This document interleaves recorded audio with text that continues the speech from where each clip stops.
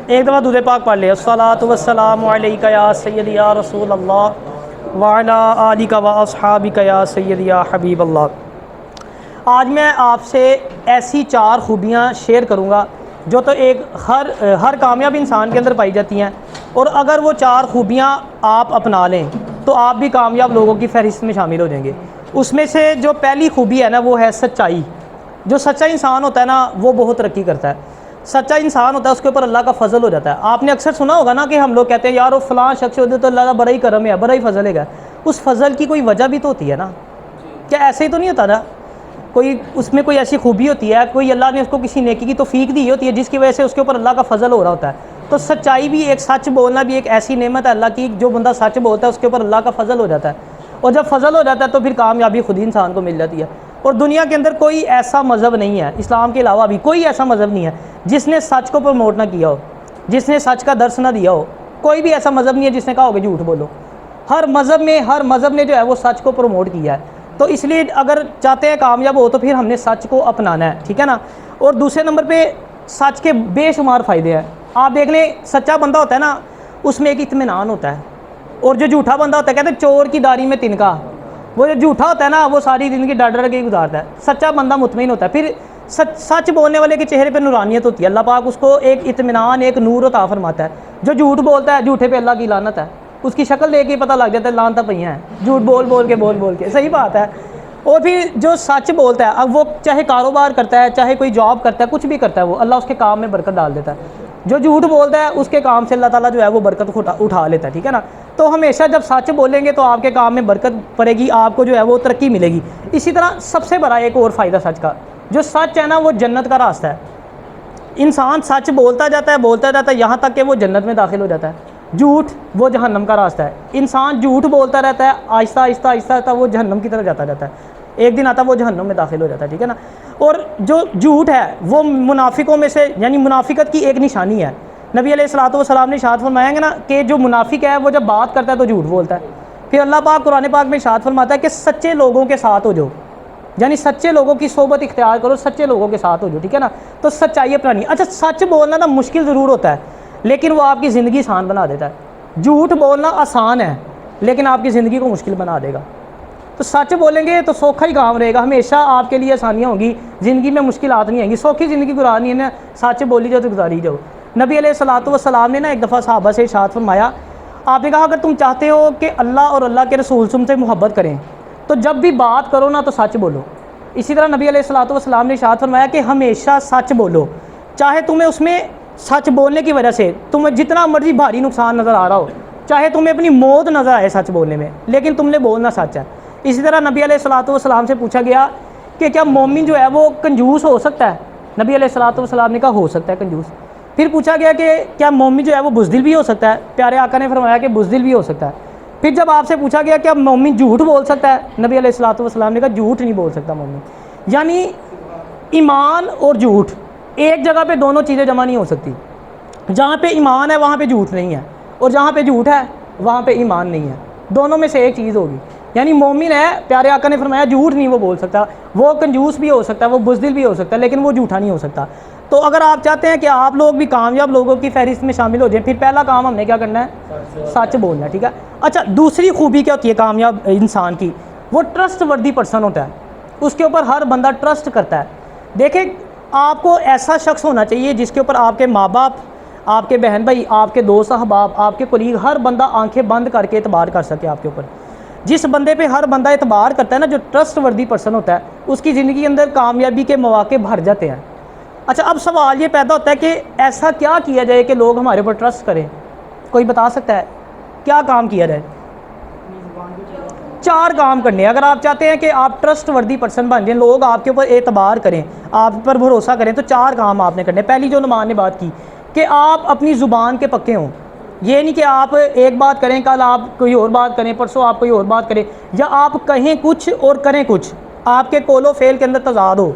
आप कहते कुछ हैं लेकिन करते कुछ हैं, ये काम भी नहीं करना। अपनी ज़ुबान का पक्का होना है। देखिए सारी बात है, आप एक दफ़ा किसी के साथ ज़ुबान करेंगे, दूसरी दफ़ा करेंगे, नहीं पूरी करेंगे तो वो फिर आपसे अलग हो जाएगा, आप पे ट्रस्ट नहीं करेगा दूसरी दफ़ा।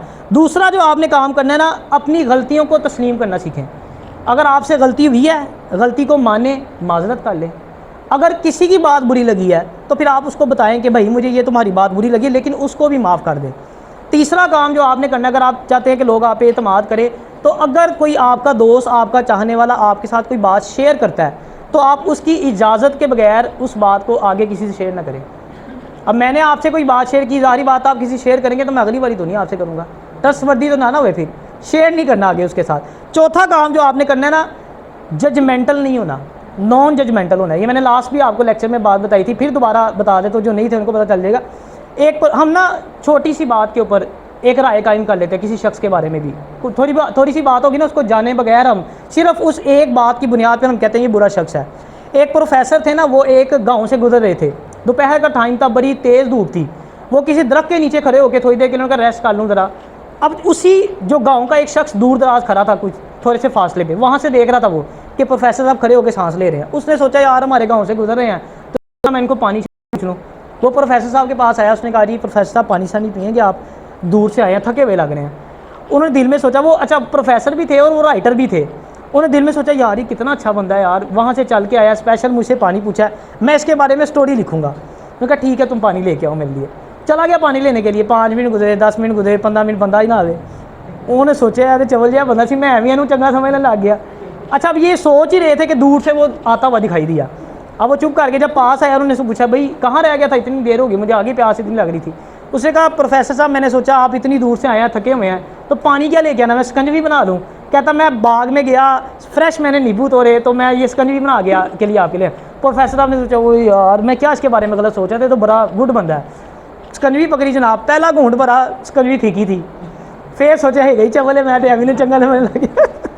अच्छा अब सोच क्लास अब रखने लगे ना, तो उसने साथ ही जेब से पुड़िया निकाली चीनी की, वो छोटी आपने कहा शुगर की होती हैं। उन्होंने कहा प्रोफेसर साहब मैंने सोचा आप मतलब शहरी लोग हैं तो शहरी लोगों को अक्सर शुगर होती है, मैंने चीनी लहदा से रख कि चले आप जितनी होगी डाल। प्रोफेसर हुए मैं भी इसके बारे में गलत सोच रहा। बताने का मकसद हम इस तरह करते हैं ना, अब एक बात पे हमने उसको हीरो से ज़ीरो बना दिया, हम भी इस तरह करते हैं, जजमेंटल होते हैं बहुत ज़्यादा। तो जो बहुत ज़्यादा जजमेंटल लोग होते हैं, लोग इन पर एतबार नहीं करते, ट्रस्ट नहीं करते। अगर आप चाहते हैं कि आप ट्रस्ट वर्दी पर्सन बने तो फिर आपने जजमेंटल नहीं होना, नॉन जजमेंटल होना, पॉजिटिव रहना यार, पॉजिटिव साइड भी तो देखा करें। आप पहले ही सोच रहे हो सकता है शरबत बना रहे हो तुम पहले ही कहते कि नहीं यार पानी लेने गया आना कोई नहीं वापस। तो तीसरा काम आपने क्या करना है, जो कामयाब इंसान की खूबी होती है वो ये होती है कि वो कुर्बानी देना जानता है, सेक्रीफाइस करता है। याद रखना जो रिश्ते होते हैं ना, वो हमेशा 3 चीज़ें मांगते हैं, एक वक्त मांगते हैं, एक अटेंशन तवज्जो मांगते हैं आपकी, और तीसरा कुर्बानी मांगते हैं। जो बंदा कुर्बानी नहीं ना देना जानता, जो बंदा कुर्बानी देना नहीं जानता वो रिश्तों को नहीं बचा सकता। रिश्ते अल्लाह ताला की बहुत बड़ी नेमत है, हम इनको छोटा लेते हैं। हम पैसे कमा लेते हैं, पैसे इकट्ठे कर लेते हैं, रिश्ते गवा देते हैं। रिश्तों की हमारी नज़र में कोई अहमियत नहीं है। जो बंदा रिश्ते नहीं ना बचा सकता वो ज़िंदगी में कभी भी कामयाब नहीं हो सकता। और ये आपको एक क्लियर ही बात हो, कभी आपने देखना ना कि कोई इंसान कितना कामयाब है, आप देखें उसके पुराने दोस्त कितने उसके साथ हैं, आपको पता चल जाएगा। देखिए एक सच्चा इंसान, अभी अच्छा इसका लिंक पिछले से भी बनता है, जो सच्चा बंदा हो ना वही ट्रस्टवर्दी होता है ना। झूठ बोलने वाले पे तो कोई ट्रस्ट नहीं करेगा, बात से मुकरने वाले पे कोई ट्रस्ट नहीं करेगा, बात मैंने कोई आपको बताई आगे शेयर कर दोगे कोई ट्रस्ट नहीं करेगा। तो उसके जो ऐसा शख्स होगा उसके लाइफ में दोस्त ज़्यादा देर नहीं रहते। वो जो अगर 2 महीने रहेगा, 3 महीने रहेगा, जैसे ही चवले मारेगा तो वो छोड़ के चला जाएगा।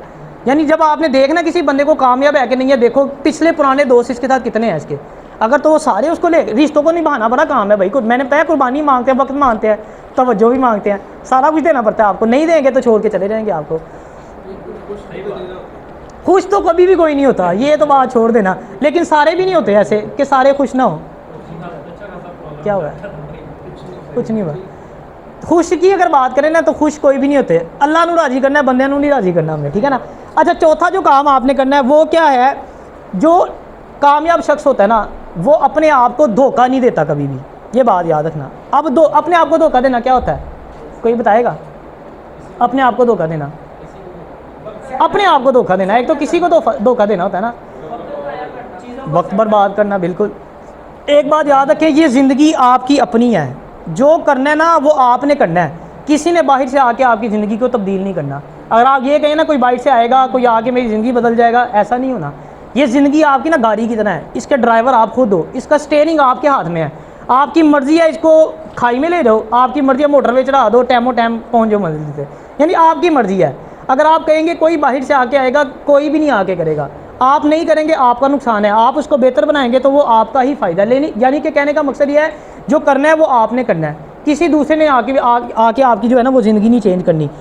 अल्लाह पाक ने ना हमें 3 चीज़ें बड़ी कीमती दी हैं, एक वक्त, एक एनर्जी और तीसरा उसके अलावा